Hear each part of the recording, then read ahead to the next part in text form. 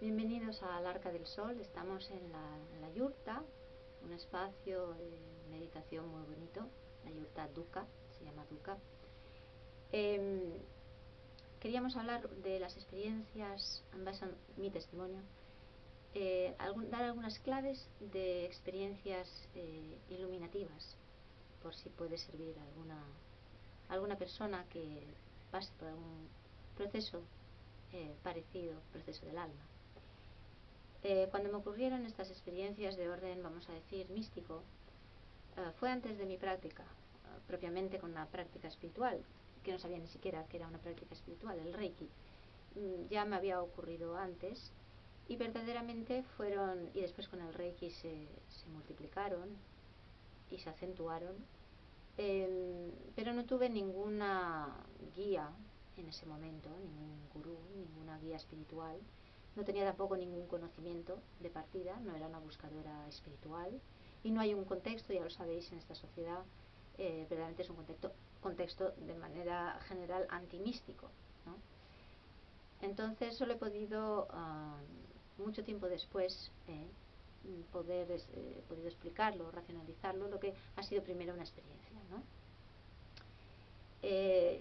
Algunas son propiamente experiencias de orden iluminativo y tampoco sabía que así era. Cuando me ocurrían yo solía compartirlo, por ejemplo, con el canal de Reiki que me daba las sesiones de Reiki, pero digamos que esa persona lo trataba en un plano, diría, ahora comprendo, simplemente fenomenológico, ¿no? Extraordinario, pero fenomenológico.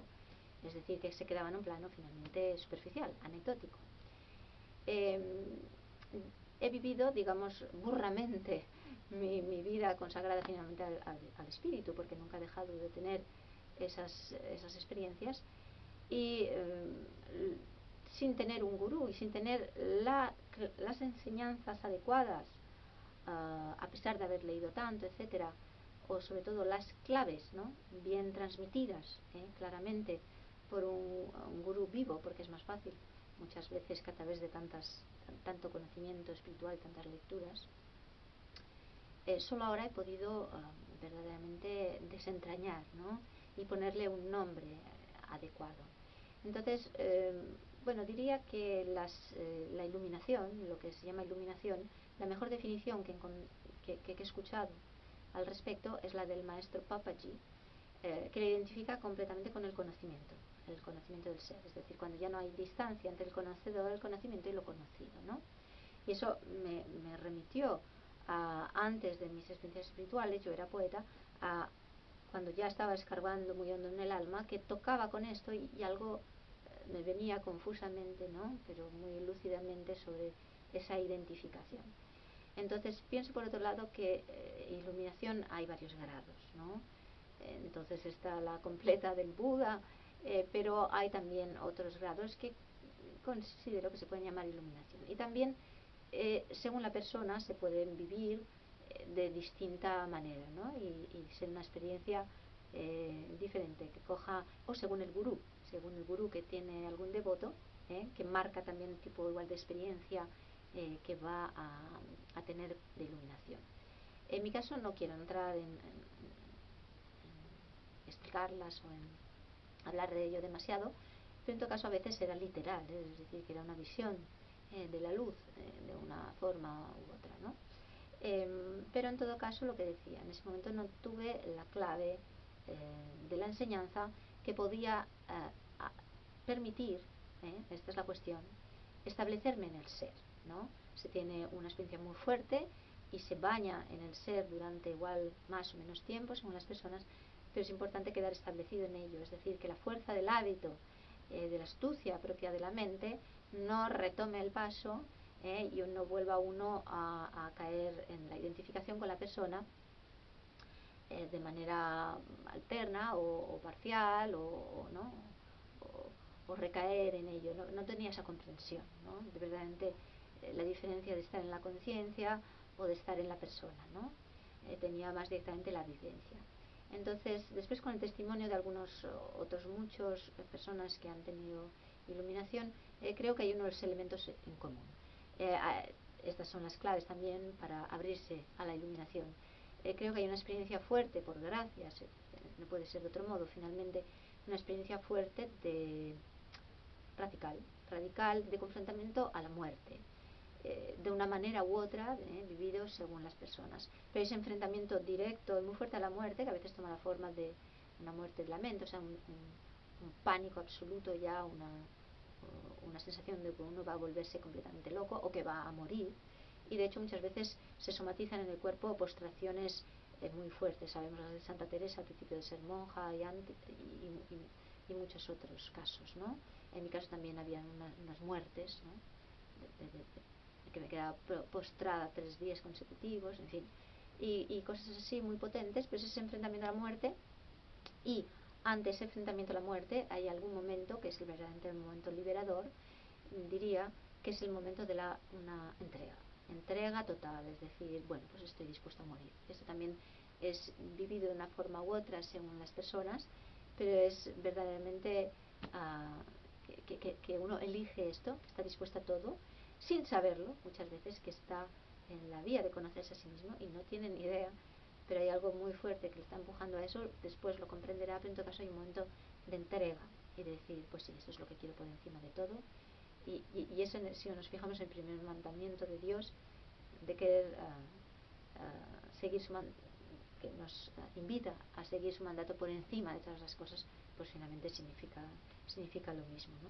Después también hay ese componente en las personas que han tenido estas experiencias de una complicación o dolor añadido por ser vividas en un contexto en que esto no es entendido hoy día, es decir, un contexto completamente antimístico, sin entornos, sin cultura y conocimientos espirituales, ¿no? Entonces, eso muchas veces se adquiere después.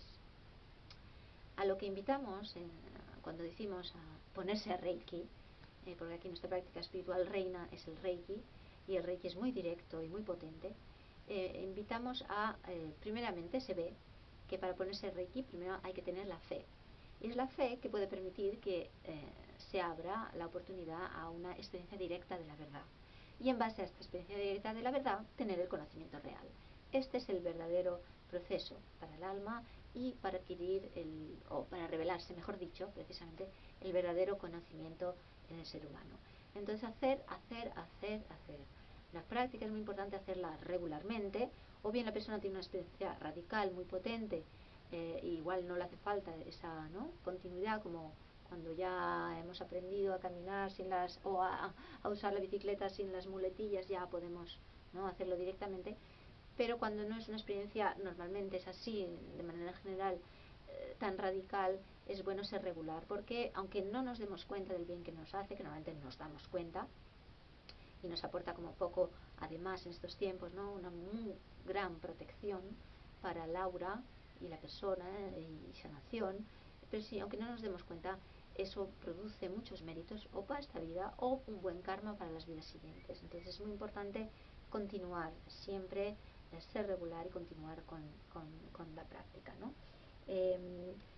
Aprendemos también y vemos también en lo que es entregarse al Reiki, lo que es soltar el control y verdaderamente ponerse en manos del universo. Entonces esto se ve tanto a nivel del ego, ¿no?, soltar el control mental, como a nivel colectivo, lo vemos a nivel de las naciones, como estamos viendo en estos tiempos, el excesivo, el absoluto control que es propio del orden racionalista, y que es todo lo contrario a entregarse a la ley del universo, ¿no? Entonces es un punto muy importante que en la práctica del Reiki podemos asentar, verdaderamente ponerse en manos, y guiar nuestra vida por una naturalidad, una libertad que es la propia a la conciencia universal y no la que es dirigida, ¿no?, y que hace planes mentales, que es dirigida por la persona y que es un estrecho marco muy limitado y que normalmente sin salida, ¿no? Y que conlleva daños por el error intrínseco, ¿no?, a esta vía mental, solamente mental y egoica. Entonces vemos que, bueno, quería decir que Reiki, vivido místicamente, verdaderamente Reiki vale por un gurú, es suficiente en sí mismo. diría que es como vemos en ese episodio evangélico de caminar Jesús por el mar y tener a los discípulos en la barca, o bien se es devoto de un gurú y entonces, bueno, pero se toma una barca, ¿no? Que es ese puente o es ese gancho que nos permite unirnos a lo eterno, o bien, como cuando Jesucristo invita a San Pablo a, mediante la fe total, poder caminar como el Cristo, o sea, ya ser un Cristo uno mismo en la vida, ¿no? Entonces, vemos que se puede utilizar el Reiki como ese puente, como esa barca, obviamente llegar al Cristo, ¿no? A una conciencia verdaderamente crística y en la que ya no hay necesidad de esa barca, ¿no?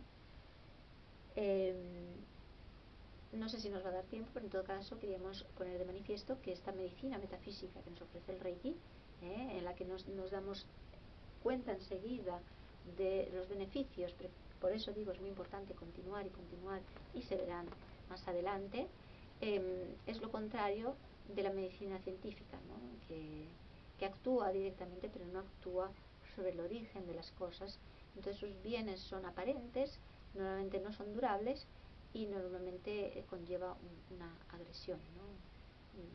Una cierta violencia porque se está forzando naturaleza y nos está verdaderamente colaborando con ella de manera santa, ¿no? Respetando el componente sagrado y recibiendo, abriéndose al componente sobrenatural, de la vida, del cuerpo humano y de todas las cosas.